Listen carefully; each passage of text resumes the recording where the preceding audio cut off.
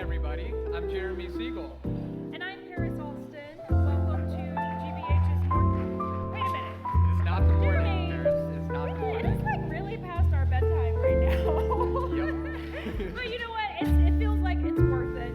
Thank you to everyone who is in attendance tonight for being here, and thank you for having myself and my co-host Jeremy Siegel here as your MCs tonight. First of all, let's give a round of applause for the Burekes band outside, which means beats in Yiddish, who serenaded us as we entered this beautiful hall. Rooted in a love for Yiddish language and diasporic cultures, the group's members are part of Cles Cummington, a recipient of the 2023 Mass Humanities Staffing Recovery Grant. Yes, applause. It is the first of many examples we will hear tonight of Mass Humanities' impact on communities. When we were first asked to MC this event tonight, not only were we honored, but we were struck at how the mission of Mass Humanities aligns with what we try to do when we're on the air at GBH. Tell stories that captivate, educate, and inspire, unearth and find voices that have been marginalized and neglected in the Commonwealth's history, and champion opportunities to reinvigorate our democracy. So we were struck with the similarities, but also taken aback by how much it doesn't align exactly with our schedule, because we're usually up at 3 o'clock in the morning, and Yes. this yes, is a little it bit as past our brutal as it bedtime. sounds, Yeah. I mean, I don't know. Now that y'all have us out, though, I mean, we might just take it and run with it. I don't know how long we're going to be here. Okay? Let's make a party out of it. But in all seriousness, Mass Humanities is a private foundation that serves the entire state, and major funding comes from the National Endowment for the Humanities, Mass Cultural Council, and the Barr Foundation, as well as from the funds that are being raised here tonight. Mass Humanities partners with organizations around Massachusetts to deliver these resources to communities to tell their stories. Every day in the Commonwealth, there is a librarian, a student, a documentary filmmaker, an educator, a community organizer, or maybe all of the above, leveraging support from Mass Humanities to bring their ideas to life and build a better future for us all. The Governor's Awards began back in 2014, and it's the organization's major fundraiser, a partnership with the Governor's Office. Tonight, the foundation is honoring Margaret Burnham,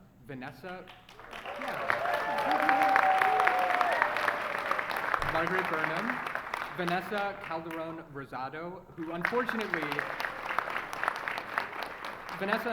can't be with us, but is represented tonight by Mayra Negron Roche from Incolinos, Vericuas, and Acción. Kumbul Subaswamy.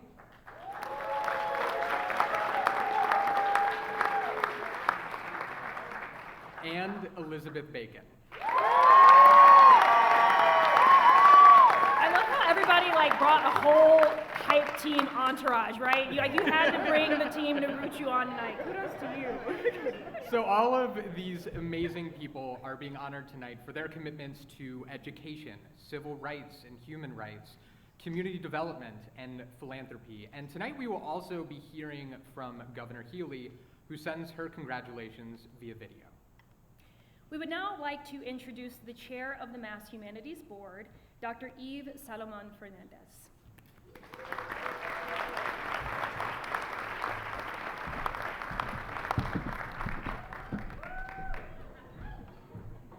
Good evening, everyone. Good evening. It is so lovely to see all of you here, and I observed to a number of you, including our executive director, Brian Boyles, that this room looks like Boston in Massachusetts.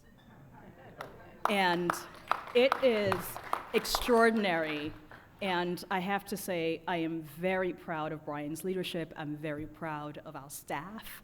And I am most proud of our board, because several years ago, 4 years ago, we said that we would make DEIA a priority. We said that we would commit to making the humanities accessible to folks so that it wasn't just this discipline that those of us in academia study and We write for the ivory tower, we write to each other. We wanted that to be accessible. And so when I look at our list of grantees, when I look at our funders who are very committed to this work, when I look at the work that all of you have been doing, all of our honorees, your bodies of work, your life's work, I am very proud of that, and I am very proud that we are a more inclusive organization that doesn't just make decisions for people on behalf of people, but who have all of us at the table telling our stories and living our histories and sharing that and passing that on. So thank you so much for being here this evening. Thank you for coming here to celebrate the humanities. Thank you for your contributions, your life's work, and your celebrations in each of your ways. And I just want to give you all a warm hand for your contributions and your presence today. So, I'm now back to the script. Bienvenidos, welcome, bienvenue. We're very happy to have you here. Tonight, I want to recognize a few people. I had this script, and I have written all over it. And I want to first recognize my predecessor, Liz Orseyo-Duclos, who is here. Liz, wherever you are. Liz had a great vision. We had a great board. We all stand on the shoulders of giants, and we had a board that was visionary and saw it fitting to bring on a visionary executive director to do the great work that we've been doing, even throughout the pandemic. So we're very proud of that, and thank you, Liz, for your leadership, and thank you for passing the baton to me. I know we have other state representatives, former state representatives, including a board member, but I want to give a shout out to my state rep, Mindy Dom, who continues to be a great supporter of equity, of the arts, of humanities. We appreciate your work, your support of Mass Cultural Council. We appreciate the work that David Slattery and of course Michael Bobbitt are doing, and of course the work that folks, that Jim Canales, of course, the Barr Foundation are doing in their support and their commitment to diversity, equity, and inclusion in the arts, in culture, and in the humanities. So thank you so much for being here. There's so many people to recognize. I'm not going to go through the list, but tonight, our four honorees represent the diverse ways in which individuals can reshape our understanding of the Commonwealth and indeed the nation. Their dedication to education, justice, and equality continues to benefit thousands of their fellow residents. This year was historic for Mass Humanities. This month, we completed our grant making for 2023, delivering $2.3 million to nonprofits across the state, the highest total in the foundation's 49-year history.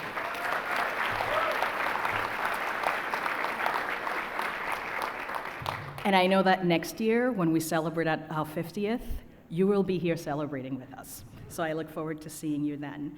I would like to recognize our board, our staff, for the phenomenal work that they continue to do. And if you are a board member or staff member, please rise so that we can recognize you.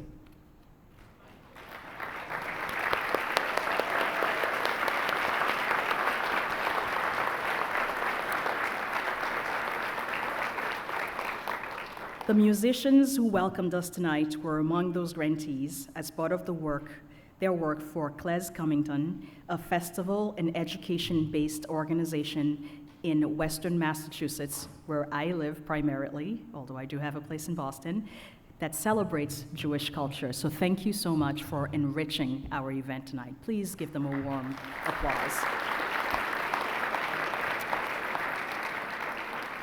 On behalf of our board, I want to thank our sponsors and guests. Your support for tonight's event will impact thousands of residents who use the humanities to transform their lives and build a more equitable Massachusetts. As we kick off the program, I want to recognize four phenomenal board members who have made pivotal contributions to our work: Peggy Kemp, Jackie Jenkins-Scott, Bruce Grinnell, and Amy McDonald. We will miss you, but we also know where you are. Last but not least, I want to thank the Governor's Award Event Committee, our co-chairs Amy McDonald and Marita Rivero, as well as Nancy Netzer and the amazing Imari Paris Jeffries. Thank you. And I would now like to welcome Brian Broyles, our incredible executive director here at Mass Humanities. And if you don't know who Amy is, she's this woman right here. She's amazing. She rocks. She's been making this happen in person, hybrid, and remotely during the pandemic. So thank you so much. But Brian, please come up. We're very proud of you, the staff, and the work that you're doing.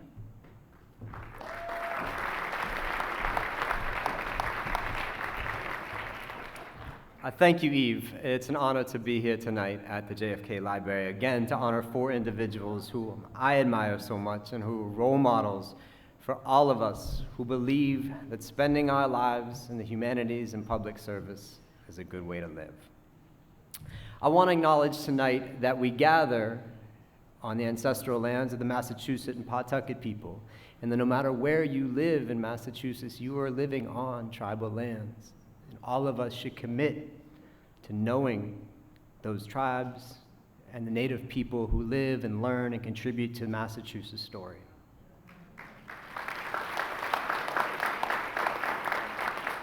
I note with gratitude and some degree of caution that we are here tonight in a way that we weren't for several years. In 2020 and 21, this event was held virtually, and so those honorees were not able to hear the thunderous applause they so much deserved. I wanted to take a minute here tonight to say the 2020 awardee, Al Griggs, and 2021 honoree, Sonia Nieto, are in the room tonight, and I feel like they should finally hear it from us.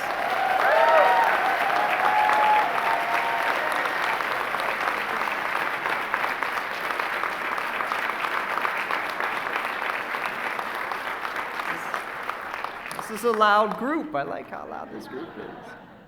We're also joined by a 2018 honoree, my predecessor as executive director, David Tibaldi.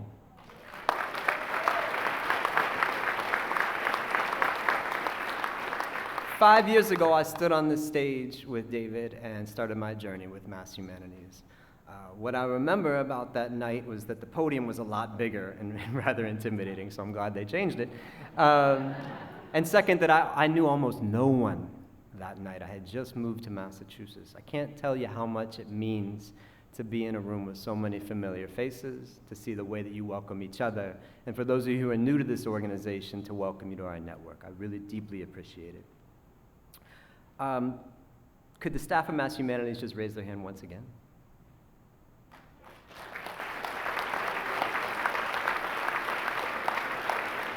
We've had quite a year, my team. I want to thank you for your success and for your dedication and for the example you set for me. I also want to give special thanks to the 2 people who really made this event happen, Jill Breivik and Diane Feltner.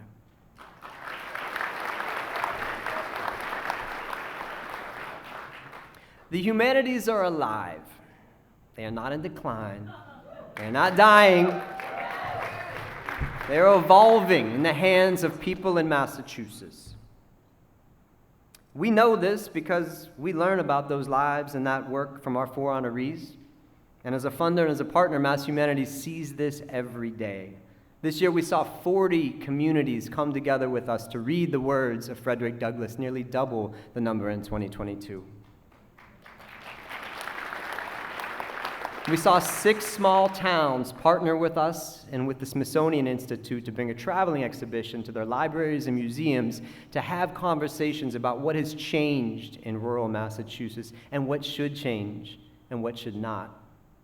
We were blown away yet again by our Clemente course students who, along with the hardest working, best faculty in the state, in Dorchester and Brockton and New Bedford, Worcester, Holyoke, and Springfield, met not just to earn college credit, but to build community and bridges together. And I would note, and any writer in this room knows the feeling, they submitted their manuscript to UMass Press today. Thank you. We saw the hopes and the ideas of more than 130 organizations who, through our partners Mass Cultural Council and the Barr Foundation, received the most grants in our history. And I would note that 52% of those organizations were first-time grantees. 56 of the funded programs were led by people of color, and 74% of those organizations had operating budgets of $300,000 or less. That is the grassroots that grows stronger and more vivid and more creative in the humanities. And those resources will support oral histories and educators and field trips and documentary films and tribal leaders and community organizers. The humanities are us, you, me, we, how we learn about ourselves and each other. And I'm grateful to report that there are more of us than ever before. If you led a Frederick Douglass reading, if you were part of the Smithsonian traveling tour, if you were a Clemente faculty or student, if you got a grant from Mass Humanities, please raise your hand today.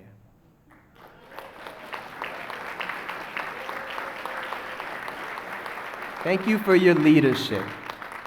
The humanities are alive, and those are numbers, but as humanists, we always ask the question, why? Why? Because in Massachusetts, in this moment, we cannot turn away from the past. We don't have to seek to silence the truths. Instead, we dig deeper. We see that history can be a source of solidarity and repair. We know that there are people all over this country and even in this state seeking to rip chapters out of books and take them out of the libraries and classrooms and erase the struggles of people of color and queer people and working class people. And in Massachusetts, we take a different route.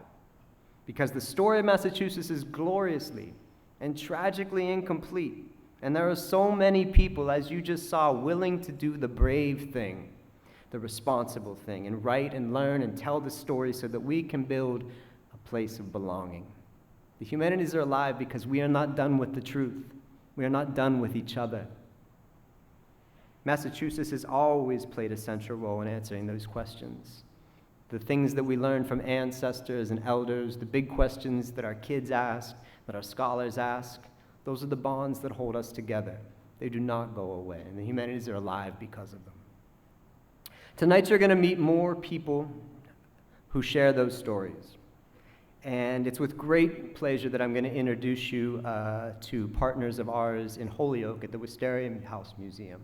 Chair Shelley Lowe of the National Endowment for the Humanities was not able to be here tonight, but she did see the film, and she sent her comments. And I would note that while Chair Lowe grew up in Arizona, she spent 12 years in Cambridge, and we're actually her home state. She writes, I think that it's especially vital right now to look to our neighbors, the people down the hall and across the street. Their histories and our histories, and it's projects like this that help to not only tell that story, but to preserve it for generations to come. She quotes the poet laureate of Boston, Portia Oliwala, and who writes in her poem In the Wake about a surfacing slave ship. She cautions, quote, the past is not past, but vessel. We cannot escape what we've left behind, she seems to say, but she closes her poem on a hopeful note. What tried to grind us into sand failed, and it cannot keep us from surging. Stories like those of the Black community in Holyoke are surging too. They are living histories, and it is projects like this that help them ring to light, reminding us to keep looking, keep asking, and keep listening. Thank you all for listening tonight. I'm so glad that you'll get a chance now to hear from the Wisteria House Museum.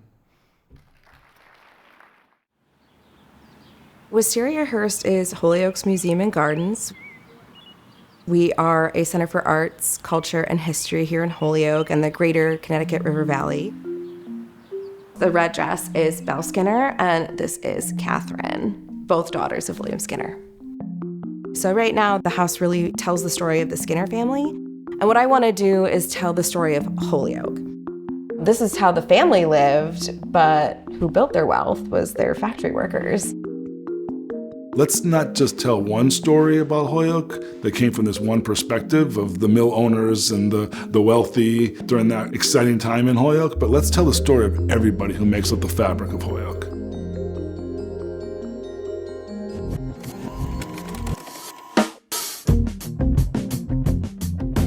In 2017, Wisteria Hearst reached out to local scholar Erica Slocum about researching Black history in Holyoke.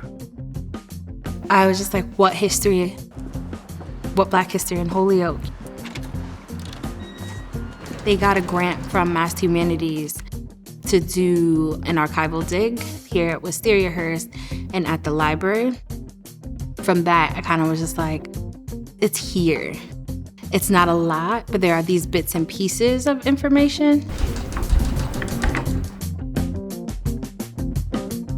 Penny found this plaque from the Monarch Club, which was an organization for Black men in the community.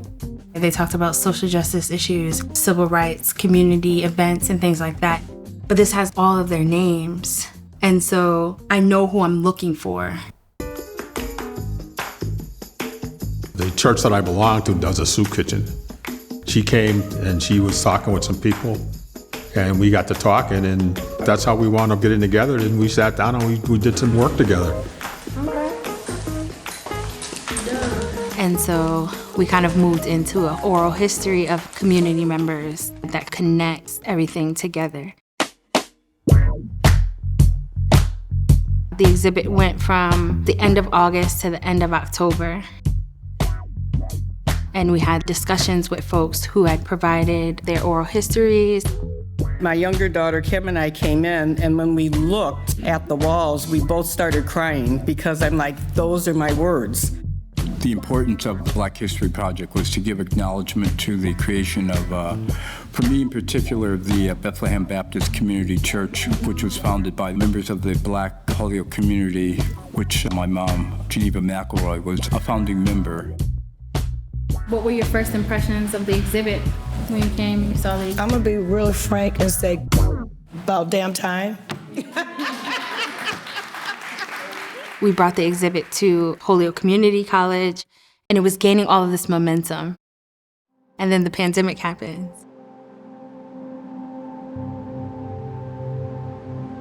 When we were trapped inside, and it felt like the world was closing in on us, it was the humanities that really connected us. If COVID taught us anything, the humanities are irreplaceable, and they're essential. In 2021, with funding provided by the National Endowment for the Humanities, Mass Humanities awarded nearly $1 million in SHARP grants to 90 organizations across the state. And the SHARP grant allowed us to pay her to do that work. She could do this virtually, and we could support her and allow her to continue her work during a time of a lot of uncertainty. Today I'll talk about the story of the Fuller family and the Jarvis family by marriage. Bushman Fuller was originally enslaved by the Eli family. He's built his freedom. He goes to Springfield and he works. He comes back. He buys land from the family, builds his own wheat business. And this is in the late 1700s into the 1800s. Black folks are still enslaved. And with that Bushman Fuller story, there are wills. He owned land, he had money, he had power. Folks in the community talked about him as being this prominent figure in Holyoke. Really, before Holyoke was like established, this family helps to build Holyoke.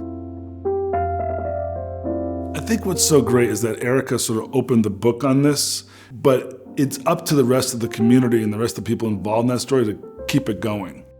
This is a Holyoke project. This is a project that is for and by the community in Holyoke. It is their story to tell.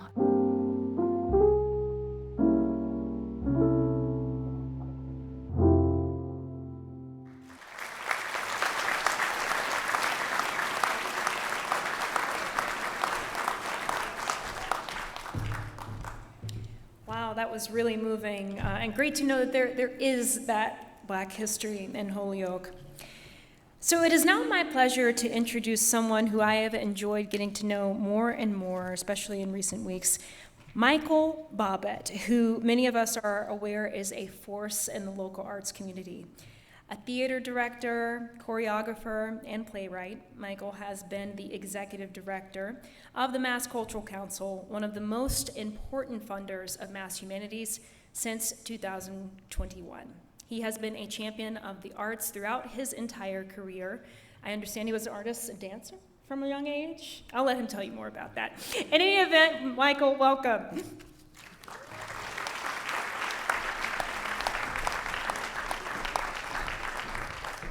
Hi, thank you all. I'm so excited because Paris and I are doing a hot yoga on Saturday, which is really exciting. And before, at the reception, we learned that Jeremy was a former gymnast, so we are not inviting him to hot yoga because he can't show us up. Good evening, everyone. This is clearly the hottest ticket in town and the most attractive room in town. My name is Michael Bobbitt. I'm the Executive Director of Mass Cultural Council, your state arts agency. And I am really thrilled about my friend Brian Boyles, who I think is a force of nature. And all of you should just do whatever he says because he's that amazing. And you should throw money at him, literally, like cash, credit cards, checks, deeds of houses, liquidated 529 plans, whatever he asks you for, please just do it.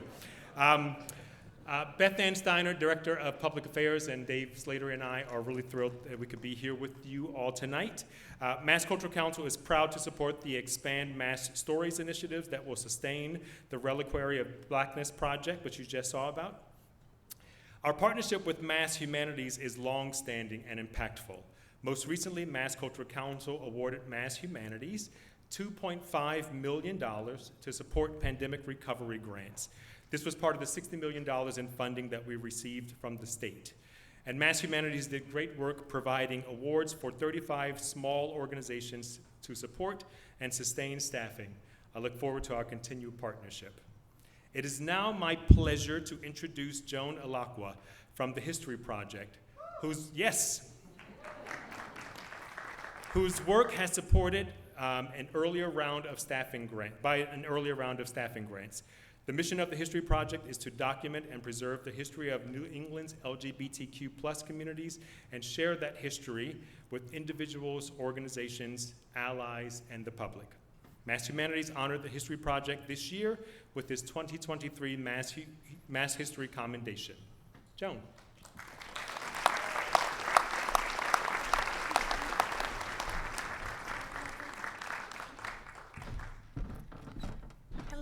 I'm Joan Alakwa, and I'm the Executive Director of the History Project, and we are Massachusetts Queer Community Archives.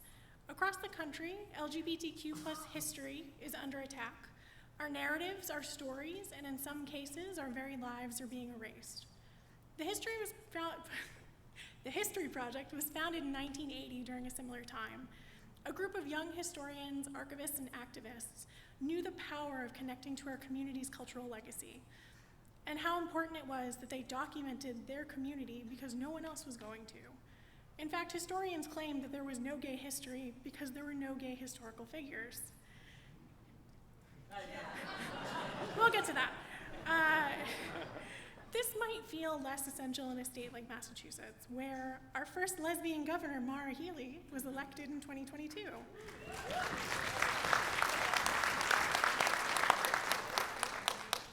But we know that history is cyclical, and because of our partnership with Mass Humanities, we are able to continue to document and share our own experiences as queer people here in Massachusetts.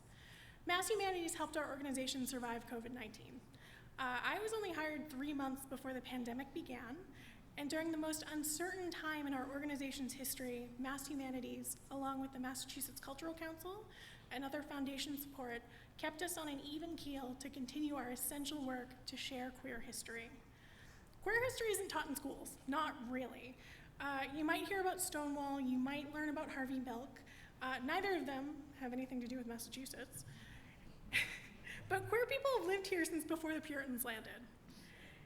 And they've made important contributions to our nation.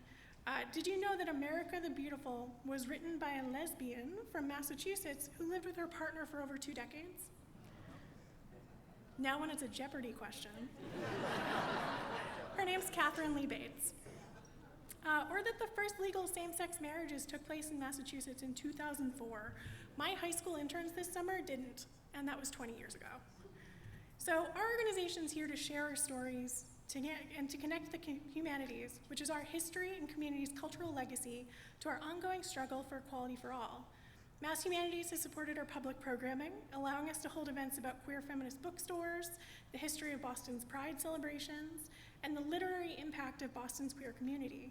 This humanities programming connects us to our past, ensures that the histories we tell are diverse and inclusive, and spur conversations about our values and our identity. If you want to get in on this, visit us at historyproject.org and RSVP for our fall series of events about the history of gay community news. But back to Mass Humanities. Since 2021, Mass Humanities has supported our programming and staffing, allowing us to hold over 15 events each year to explore our humanity and our connections. Mass Humanity also supported one of our most important initiatives, which was to document Boston's Black queer history. We started our work to document the most marginalized among us, queer and trans people of color, back in 2018. A digital capacity grant in 2021 allowed us to hire a community curator, a fellow who connected us deeply with queer communities of color, to expand our knowledge of Boston's Black queer history and to share that history through storytelling events and digital archives. The research and connections made as a result of that project and Mass Humanities support have now been used in a documentary about Boston's Black queer community called Black: Narratives in Boston's Black Queer Trans History. It's really amazing to document and share our experiences in real time instead of wondering what happened. Queer history is our history, queer history is your history, and queer history is Massachusetts history. With Mass Humanities support, we work to ensure that these stories of the contemporary LGBTQ+ community will be preserved in perpetuity. Thank you.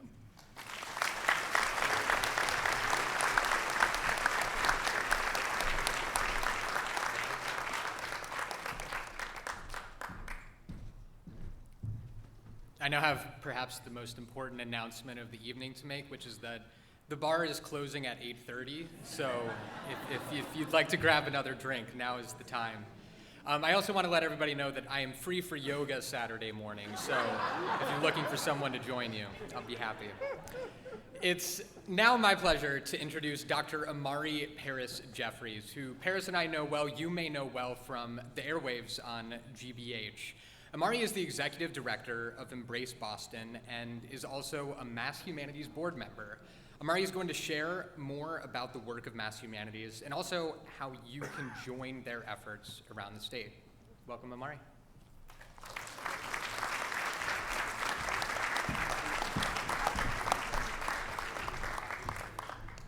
Good evening, everyone. Congratulations to all of the winners this evening. Can we give them another round of applause? You know, there were three things in the pandemic that I promised that I would bring forward. One was to go to work in pajama pants, and I haven't quite gotten to pull that off. The second was to invent a mute button. And so you remember when we were on Zoom all the time, you could just mute someone and get them quiet. I haven't figured that out.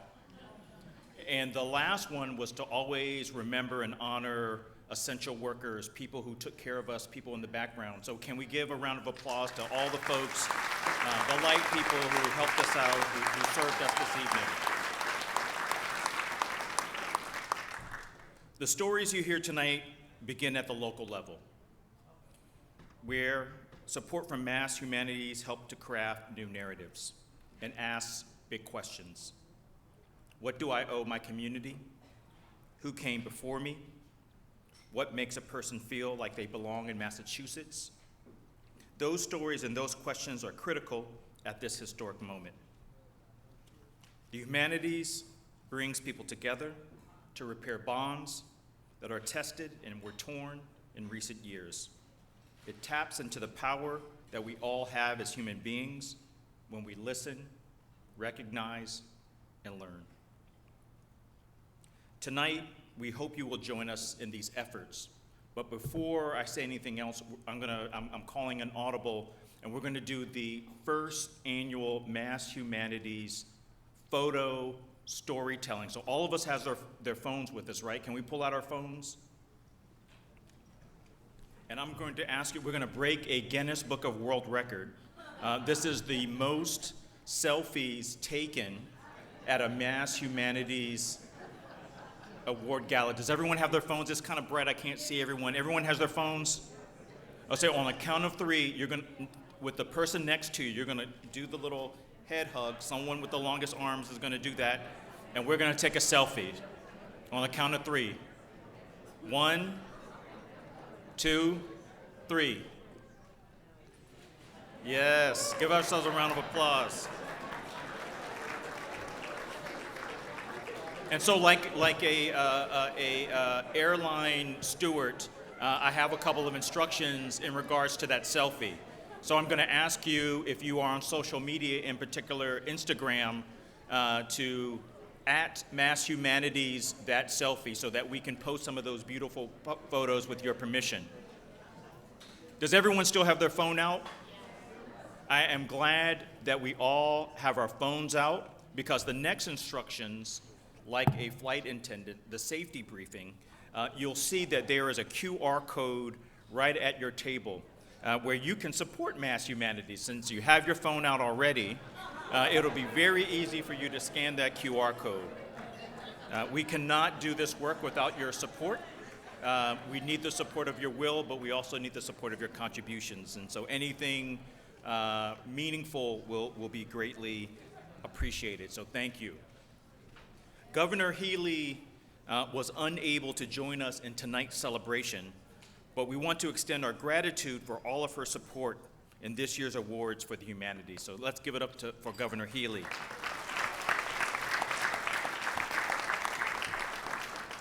She recorded a video to congratulate the recipients of the 2023 Governor's Awards in the Humanities, which we'll watch in a second. Thank you so much.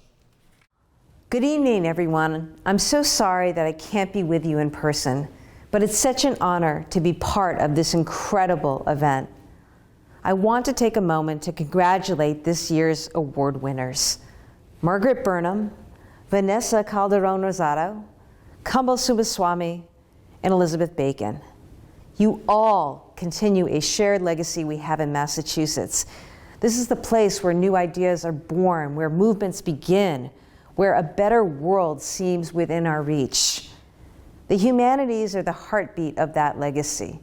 History, philosophy, literature, and so much more give us the tools to learn from the past, to understand the present, and importantly, to envision a better future. They let us see through different eyes and remind us of our shared values.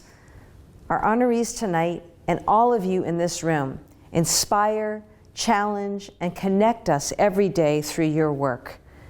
Thank you to the Mass Humanities Board for your continued partnership, for all you do to build a more equitable and inclusive Massachusetts. Thank you for having me here tonight. Enjoy the evening.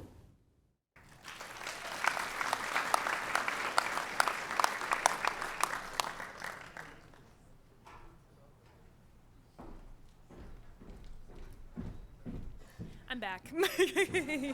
All right, folks. Well, it is now time for the main event, maybe next to the bar closing at 8:30, right? Honoring this year's recipients of the Governor's Awards in the Humanities. Yay! So we have asked each of the people making introductions tonight to share a story about the honoree, something that reflects the person they know and the work that we celebrate. So our first presenter will introduce Elizabeth Bacon. This is Ruby Uwabu. Ruby is the Policy and Cabinet Liaison in Governor Healy's office. She is also a first-generation immigrant from Ghana, a graduate of Simmons College and Suffolk University Law School, and a former Assistant District Attorney in the Domestic Violence Division at the Worcester County Courthouse. Welcome, Ruby.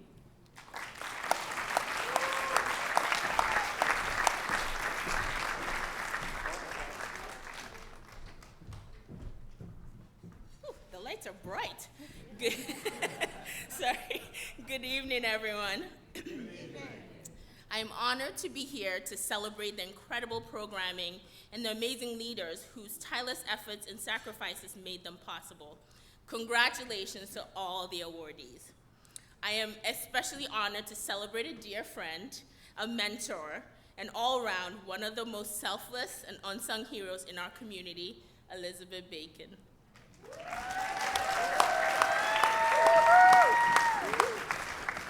There's our cheer squad over there. Elizabeth championed 3 incredible programs in the Worcester community that continue to shape and leave lasting impacts. First, This Is My City, was a civics education program for upper elementary age children. It afforded young students access to people and places of power, teaching them that their opinions mattered. Second, the Clemente course in the humanities offers adult learners the chance to read, study, think, and write about ideas. The program embodies what learning should be: collaborative and healing. It fosters a sense of community, helping each student navigate systems and barriers by creating a safe space for learning and exploration. Finally, the Blackstone Canal Tours. In the words of David Junkins, who is here, former interpreter, quote, "The tours were a thing of value, offering leisure and spectacle, theater, self-reflection, comedy, and escape from the world mundane. Instead, they offered a place where there was a canal buried under the road, and the flickers of the orphan gas lamp could dance in the horse's eyes one last time, where around the corner you may just run into a radical ice cream vendor or the world's fastest man." Elizabeth fostered with the tours an inspiring fervor which captured in those few years a fate imagined, a discovery of the past paved over, nearly overlooked. Thanks to her, a generation of Worcester's up-and-coming brightest could find a personal experience, a sense of place, of belonging to a rich time stretching back generations and beyond each as individuals, end quote. Through the stories we told, we found our struggles and those of our families reflected in the voices of the past. We had physical, tangible examples of what could be achieved by immigrant communities despite adversity through hard work and perseverance. All three programs empowered participants to have confidence in our voices, clearly I like to talk, in our ideas, and to feel comfortable in the spaces of power and influence. All three programs created safe spaces, providing a safe place for human dignity to shine, where people can discover their own voices and decide how best to use it and feel supported in doing so, has been Elizabeth Bacon's calling. I've known her for over 10 years, and in that time, she has always been and continues to be the tireless advocate, educator, supporter, community organizer, and all-around role model. She is always in the shadows, doing the hard work behind the scenes. Even with this award that was meant to celebrate her and her incredible achievements, she managed to make it all about us, failing to recognize that without her, none of this would be possible. Elizabeth, you have dedicated your life to others, and today we collectively say, take a bow, revel in your accomplishments, know that you have changed the lives of so many. On behalf of the students across the different programs, many of which are present today, thank you for being our champion, Elizabeth. Congratulations.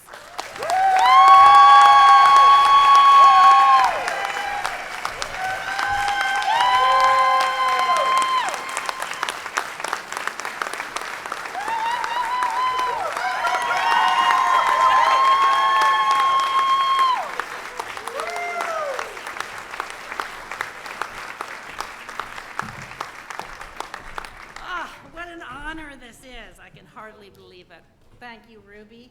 Thank you, everyone, for being here. It means so much to me to see your faces, to see your support for Mass Humanities, and most of all, to be together.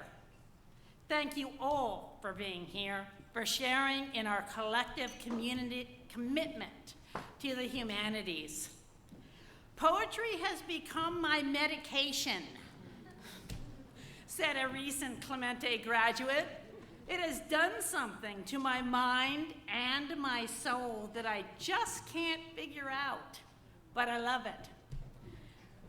On any given night, you can see her performing at spoken word events across the city, speaking her truths. At Clemente Worcester, as in Clemente programs statewide, our goal is to study and learn together, so that all of us can find our voices and choose how to use them. We have a saying, once a Clemente student, always a Clemente student, and that goes for all of us, a lifelong endeavor. With us, the spirit of welcome is fierce. Each year, we strive to put together one of the most diverse groups in our city, often as many as 12 different countries of origin, all genders, ages between 17 and 70 are represented. Our students notice and thoughtfulness grows. Faculty urge students to consider and reconsider again. Last week, we interviewed a young man who is working the apple harvest in Hardwick, Mass., a rural community west of Worcester.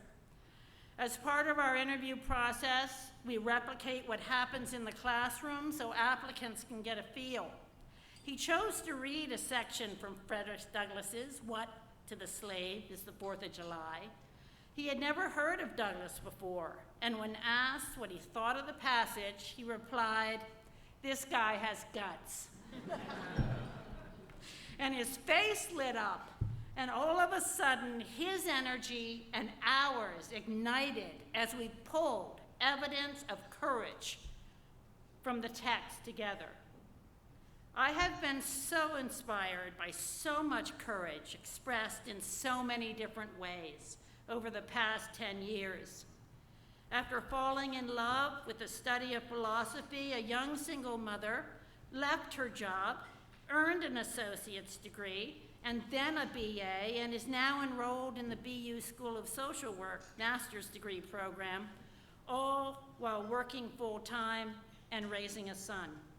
Now she has reached back to bring another Clemente graduate, a single mother like herself and a member of Worcester's Human Rights Commission, along with her, advocating for the scholarship opportunity she received. The Clemente course embodies the living humanities, cultivating a sense of meaning and purpose in everyone involved, but it also does something else. It savors awe and appreciation.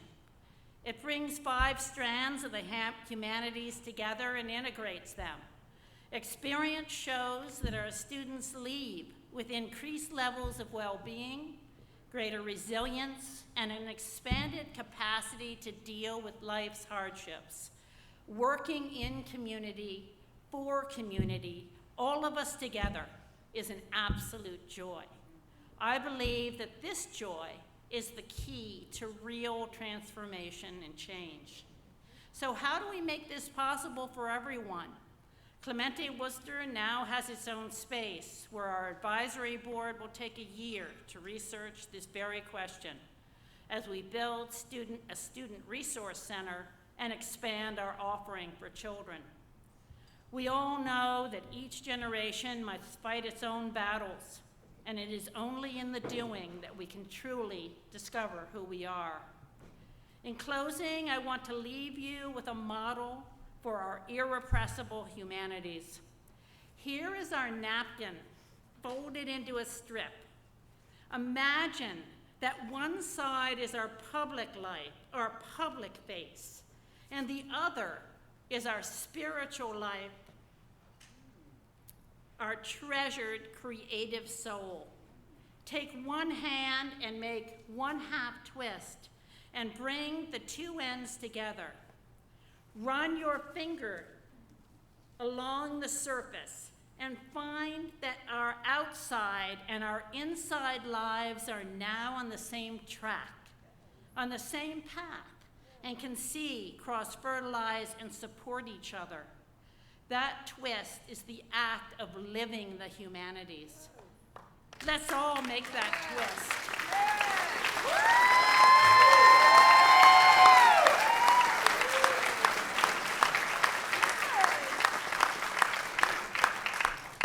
Thank you, Mass Humanities, for everything you do to amplify the human spirit of connection and collaboration, for this wonderful honor, and to everyone here for coming together in strength and solidarity tonight.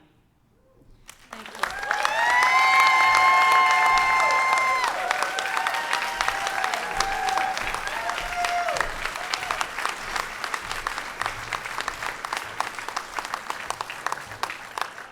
congratulations again to Elizabeth Bacon.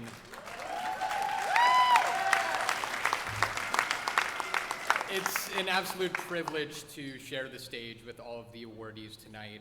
It's also a little weird to not be sharing the stage with my co-host Paris right now. We're so used to being behind microphones on GBH together that I feel a little out of my element, but I think the silver lining is you can't tell how much shorter I am than Paris when I'm up here alone. So I also have the pleasure now of introducing our second presenter, Dr. Melissa Nobles, who will be introducing Margaret Burnham tonight.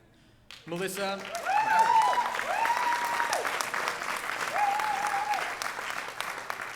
Melissa is Chancellor and Professor of Political Science at the Massachusetts Institute of Technology. She and Margaret co-founded the Burnham Nobles Digital Archive, which is a digital resource dedicated to identifying, classifying, and providing factual information and documentation about anti-Black killings in the mid-century South. Dr. Nobles, welcome.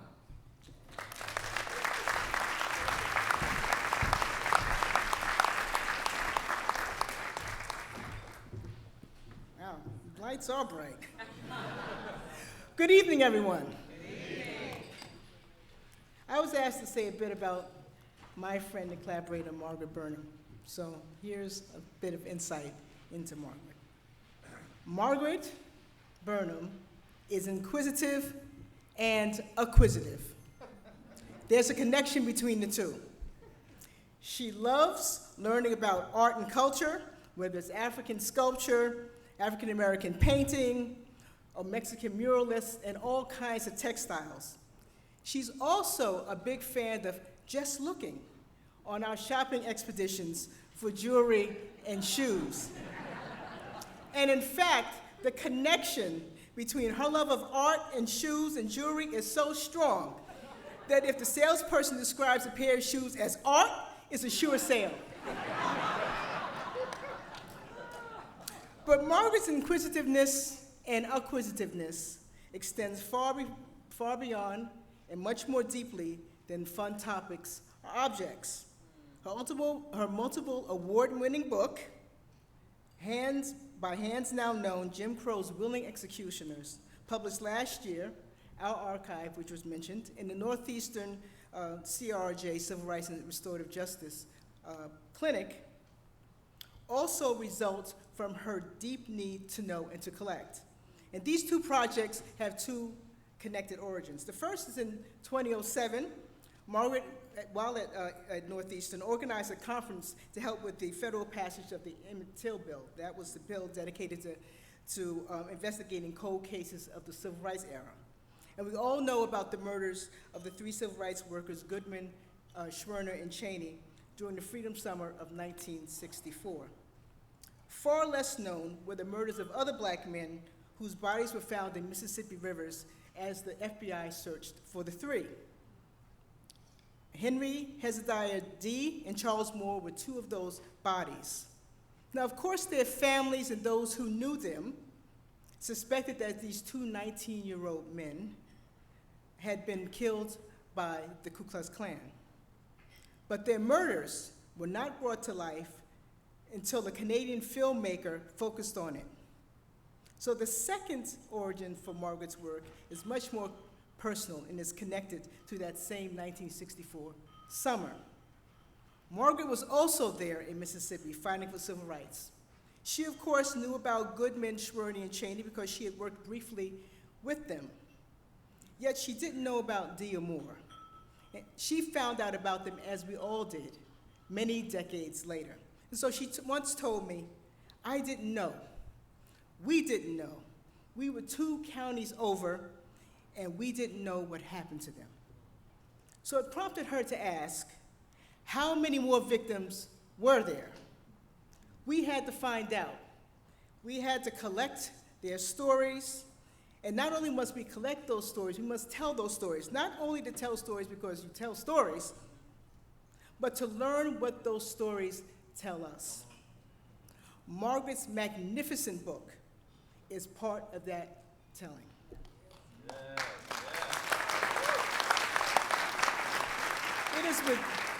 It is with deep respect and admiration, and even more love and gratitude, that I introduce my friend, Margaret Burnham.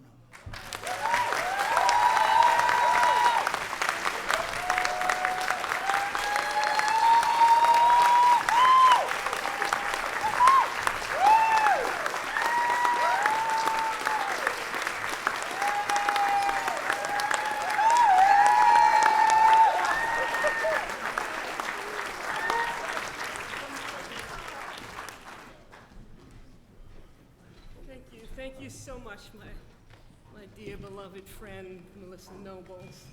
My colleague, none of this would have been possible without her coming along and saying, well, you kind of have a project here, but let's do it this way. And that's how we did it. And I met Melissa when she was a postdoc at MIT, and she was just a young thing.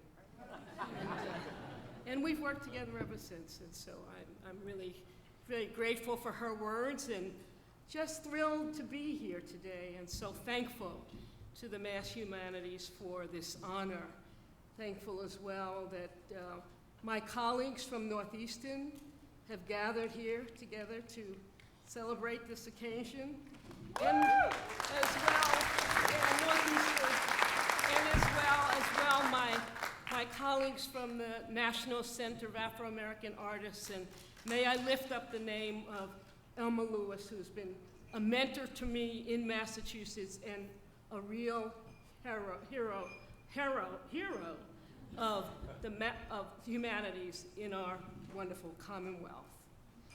My family, I want to thank them as well, and in particular, I want to thank my mother, who every day teaches me how to be human, how to be accountable, how to be brave, how to be responsible, and how to be tolerant and how to evolve, all the lessons of the humanities. My dear mother lives with me in Jamaica Plain, 108 years old.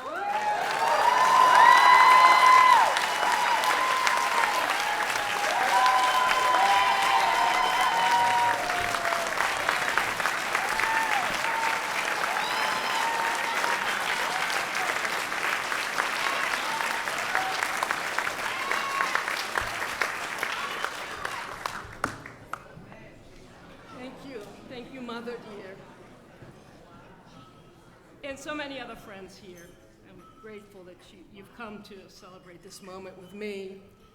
You know, if the humanities teaches us anything, it teaches us that we all come from a time and a place specific to each of us, and we can't escape that. Can't get away from where it is we come from. And that's a good thing, and it's a limiting thing.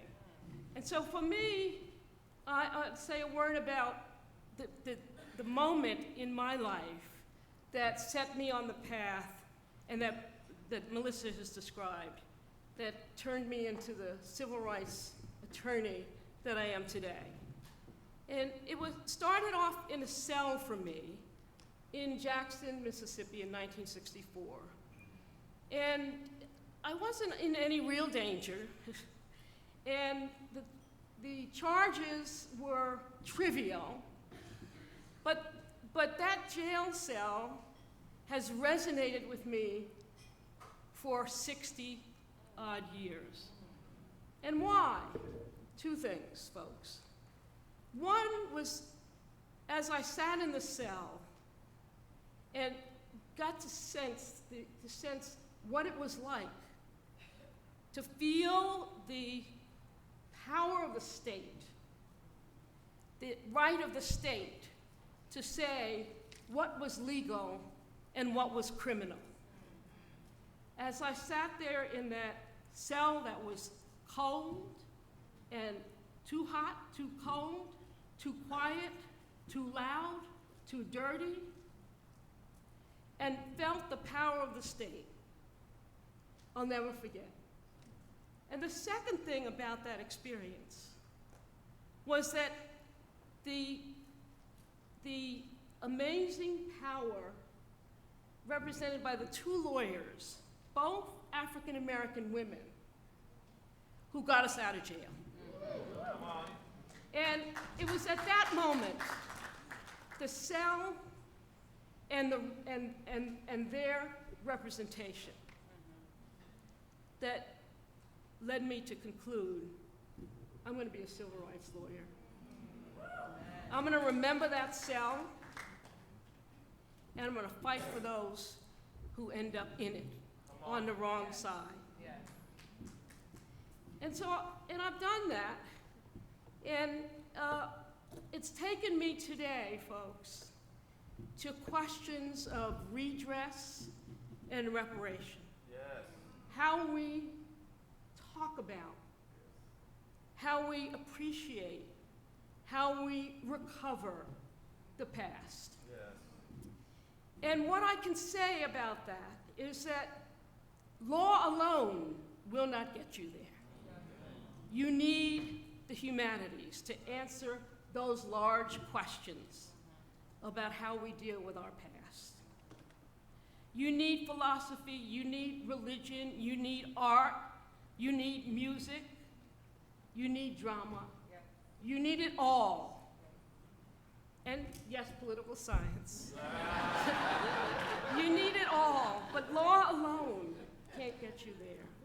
And so I am particularly grateful that I have had partners in the humanities who have helped me answer questions that are at a remove from the social sciences, from the hard sciences, and from law.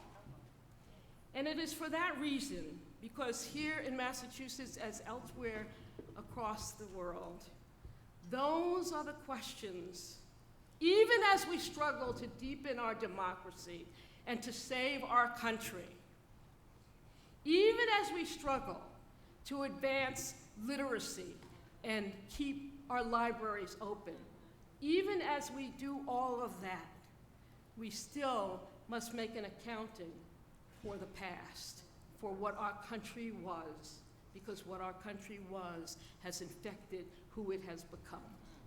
And for that reason, I am so grateful to the Mass Humanities for recognizing me and whatever small part I have done in deepening the humanities here in my dear Commonwealth. Thank you so much.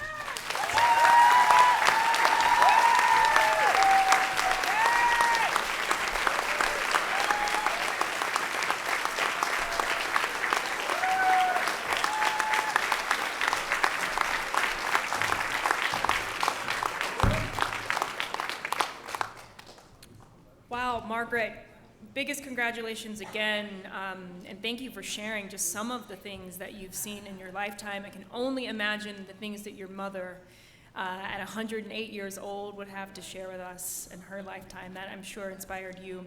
Also, I don't know if y'all saw the shoes, but definitely work of art, I gotta say. Very nice. Well, coming up next to the stage is Jim Canales, who will introduce Mayra Negron Roche, who is accepting the award on behalf of Vanessa Calderon Rosado, who cannot be with us tonight, but we are just as equally excited and proud for Vanessa. Jim has been president and a trustee of the Barr Foundation since 2014, leading the foundation's transformative impact in the areas of arts and culture, climate, and education. The Barr Foundation provides major support to Mass Humanities for the Expand Massachusetts Stories initiative. Jim, welcome.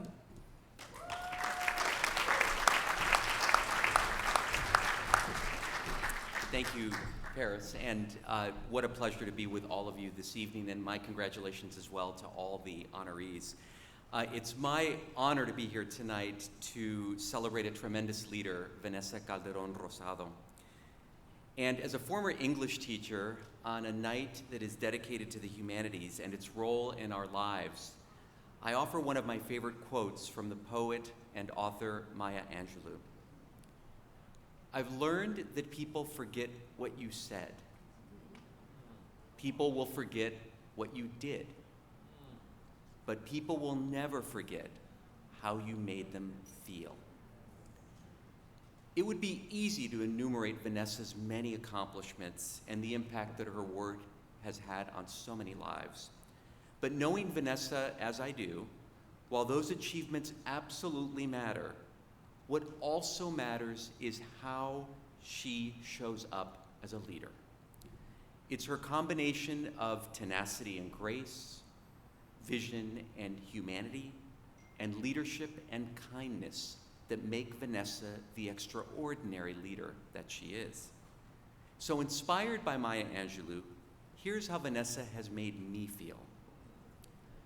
When discussing together the work we each do to drive social change, I feel like the challenges before us, no matter how surmountable, how thorny or difficult, are actually surmountable because of Vanessa's optimism, insight, and commitment.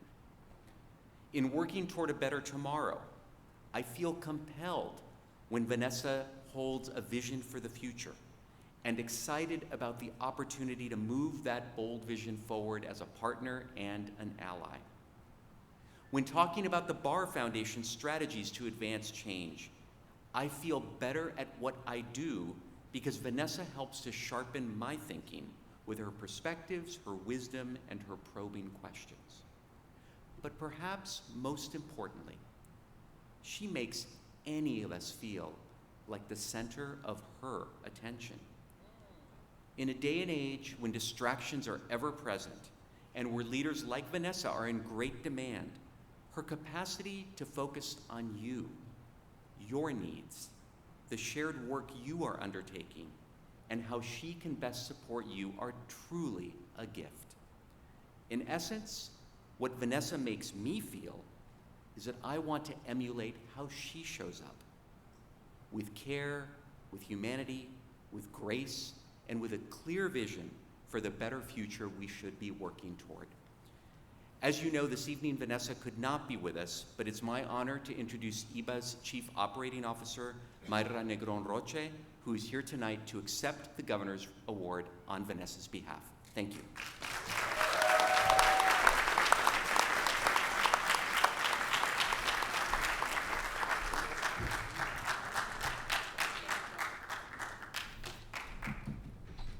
Good evening.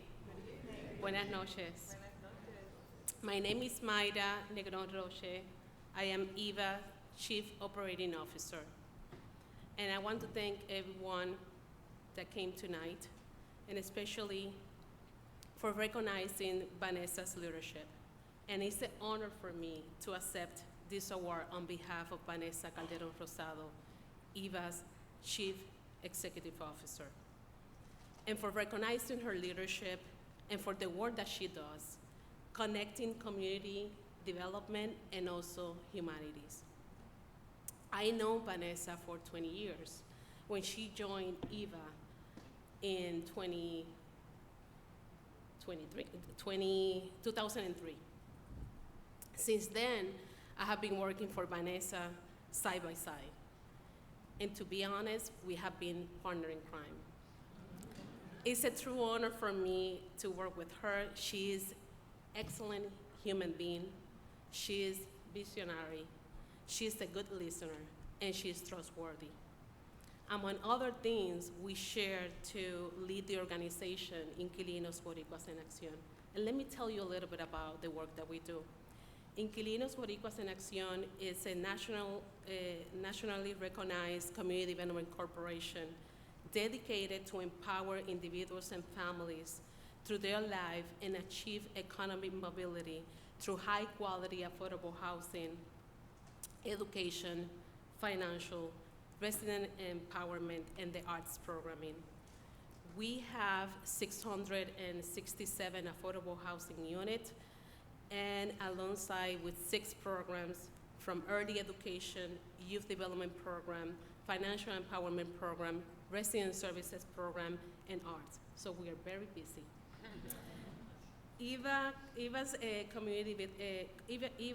and economic development work is rooted in providing affordable housing and creating opportunities for low-income and moderate-income families in our community, from children's, youth, and elders.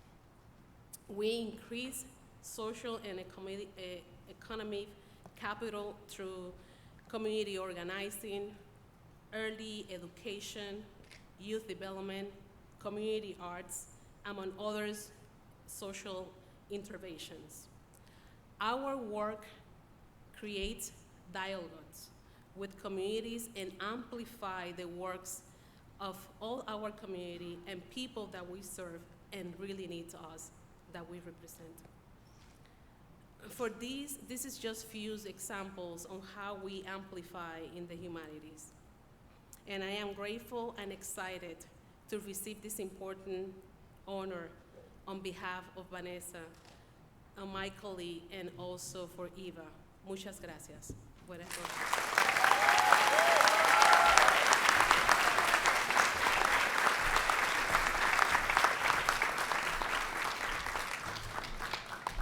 Thank you, Vanessa, and congratulations to Myra.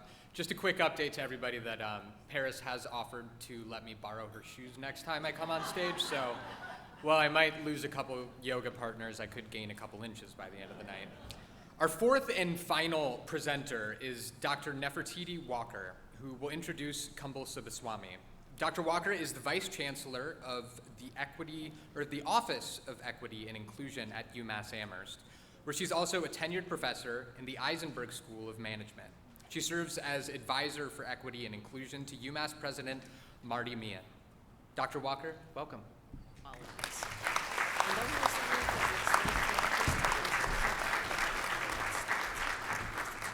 Transparent, as everyone said, the lights are bright. Good evening, everyone. It's an honor to be here introducing our next awardee, Dr. Kumbal Subbaswamy, affectionately known as Swami. Swami has long held the conviction that colleges and universities, with their vast and varied exposure to intellectual activity, have the opportunity, and therefore their responsibility, to prepare our students to be engaged and informed democratic citizens. And while a scientist by training, he understands the power of the humanities to awaken in all our students their capacity to embrace a more inclusive society. Like most exceptional leaders, Swami developed his convictions through personal experience. He left home in Bangalore, India in 1971 at age 20 with $8 in his pocket. Motivated by the excellence of American public research universities and supported by the endowed fellowship, he boarded a plane for the first time, traveling 8,000 miles to Indiana University to earn a doctorate degree in physics. When he arrived in Bloomington, he was not yet fluent in English and everything around him felt foreign. When he found his room on campus, he didn't leave for 48 hours, which is very hard to believe now, knowing Swami. Eventually, he pursued his studies. Swami assimilated into his surroundings and forming connections with faculty and peers, he began to experience a sense of belonging in his new home, something that carried through with him, even in his position as chancellor, the sense of belonging and the importance of it. At the time, the United States was in the throes of unrest. The Vietnam War was just ending, and the Watergate scandal was about to break. On campuses across the country, including Swami's, students were protesting the war, the government, and social and economic inequalities. And though he was studying physics, those tumultuous times also taught him about the United States Constitution, transparency, politics, and the rule of law. It was an unexpected and invaluable part of his university education, and it instilled in Swami the unwavering commitment to freedom of speech and academic freedom. Those formative experiences guided Swami through a distinguished career in higher education spanning more than 40 years, and they brought us here this evening together.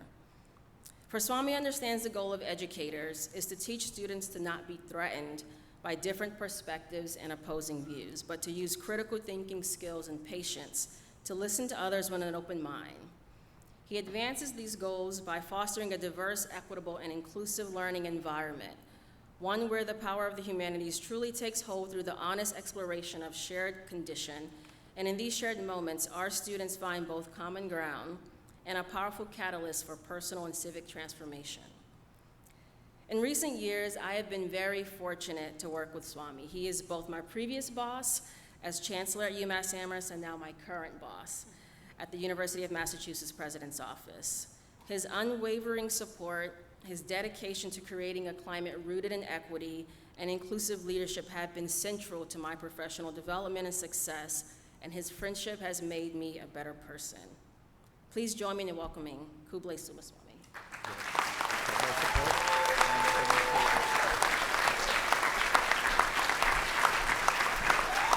Thanks very much. Thank you very kindly. Thank you. I don't deserve it. Thank you. I appreciate it very much. Oh, this I do deserve.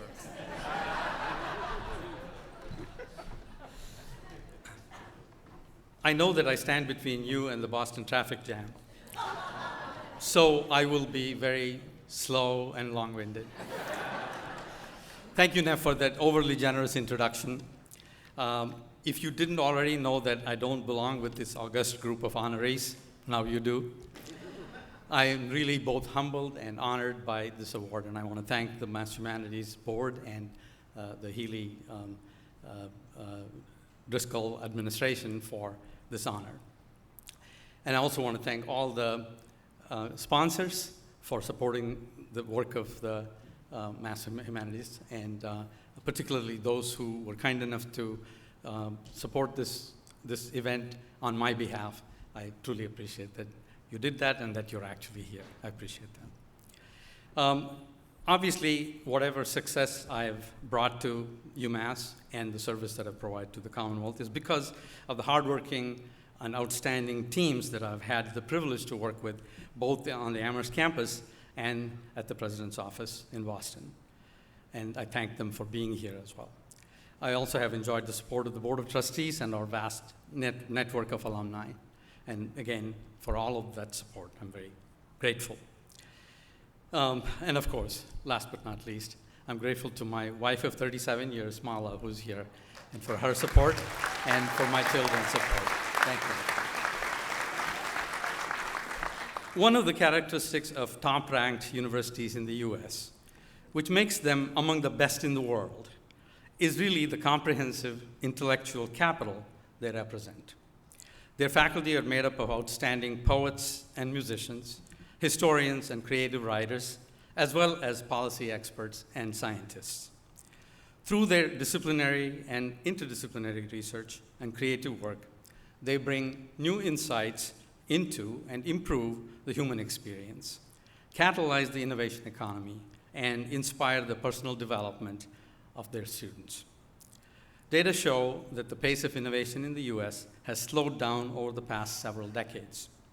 The growing inequity in income and wealth, combined with the erosion of rational and civil discourse in the age of social media, has led commentators such as Ross Douthat of the New York Times to declare the story of the 21st century as one of stalemate and stagnation. The University of Massachusetts, drawing from its revolutionary spirit, intends to help create a renaissance in which, and I quote Ross Douthat again, our culture feels more fruitful, our politics less feudal, and the frontiers that seem closed today are opened once again. End quote. Okay, I lost my voice. When the news about the latest development in human-like generative artificial intelligence was announced roughly a year ago, there were a lot of people who were wondering once again, as this happens from time to time, asking the question, what does it mean to be human? To me, that question underscores the importance of the arts and humanities to society. One cannot begin to address that question without the humanities. So I want to end with a poem titled Man and Machine by D.H. Lawrence. Man invented the machine, and now the machine has invented man. God the Father is a dynamo, God the Son a talking radio, and God the Holy Ghost is gas that keeps it all going. And men have perforce to be little dynamos and little talking radios, and the human spirit is so much gas to keep it all going. Man invented the machine, and now the machine has invented man. Now, there's this footnote. I decided to feed this poem to ChatGPT and said, please render it to modern times. And within seconds, it did that. Let me just say that I don't want to ruin your evening by reading the horrible nonsense that it put out, but suffice it to say, humans still rule. Good night.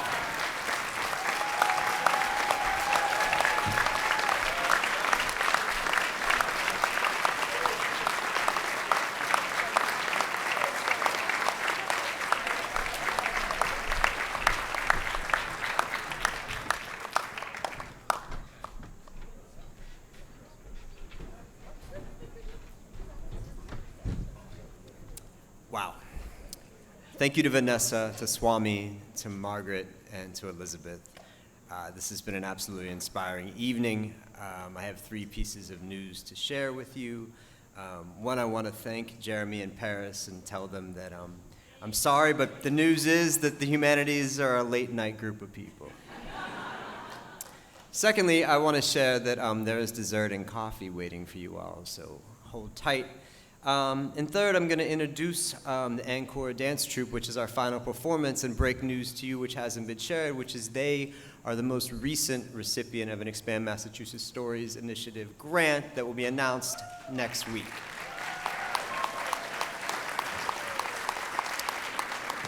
The grant supports Following Makala's Jewels, The Legacy of Cambodian American Dance, which is a documentary film that tells the story of the late Chia Sami, the master teacher of Cambodian dance, and her impact on the teachings have had on the generations of Cambodian Americans. And as I hope you all know, Lowell, where the dance troupe is from, is home to the 2nd largest Cambodian population in the United States.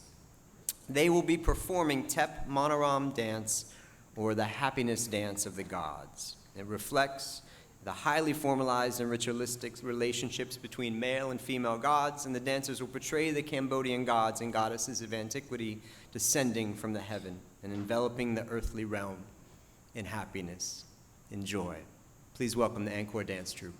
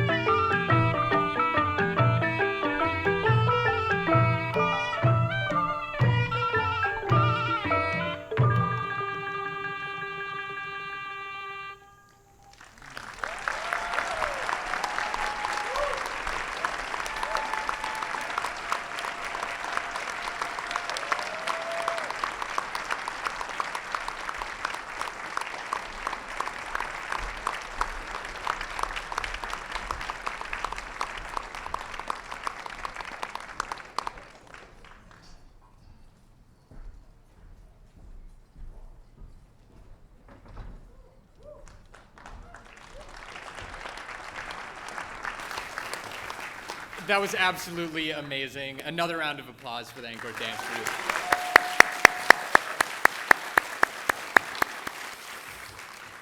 And that performance was another example of the fabulous people and projects that Mass Humanities supports.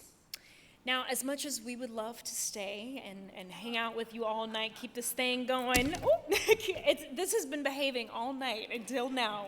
It almost lasted. It almost lasted, which I think is a sign we need to go to bed. Because we got a show to host in the morning. And as storytellers ourselves, it was such a pleasure to serve as your MCs for the evening. Thank you so much for having us. Thanks, Jeremy. Also, thank you to Barrettkas, the History Project, and the Anchor Dance Troupe once again, all the three of them. I want to say a huge thank you to Amy McDonald and also Brian Boyles for everything they did to prepare us for this evening. And of course, thank you to all of you for attending.